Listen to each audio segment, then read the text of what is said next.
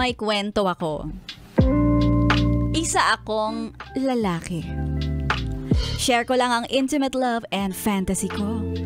Yung partner ko kasi ay kasama ko na sa 20 taon. 20 years, 20 taon ha. In fairness. At marami na talaga ang nagbago sa amin. At least, kayo pa rin. Oh, taray! Dati, kasing dalas ng pagmemeryenda ang pagchuchurot namin. Kaya nga ang tawag namin dito ay snacks time. Snacks time. Sana all may snacks.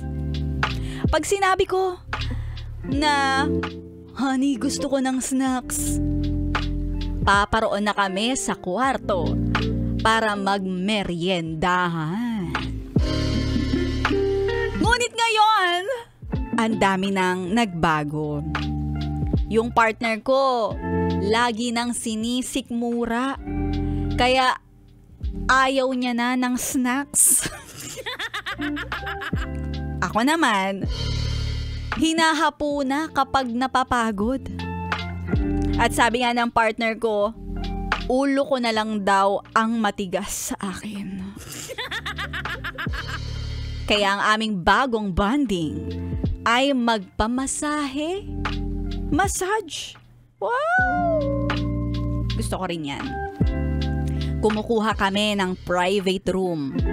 At yung nagmamasahe sa aming therapist ay suki na kaming mag-asawa. Pagkatapos ng 1 hour and 30-minute massage, ay ang tagal! Iniiwan na kami ng mga masahista. At kapag nakalabas na ang masahista, ako na. It's my turn. Ako na ang nagtutuloy-tuloy ng masahe sa misis ko. Wow naman, extended pa ang masahe ni misis. Yung masahe ko, hindi na kailangan ng pampadulas. Dahil kusang dumudulas ang kamay ko sa kanya. Enjoy naman ang asawa ko sa galing ng aking kamay. Talented yarn! Galing ng kamay ko sa pagmamasahe.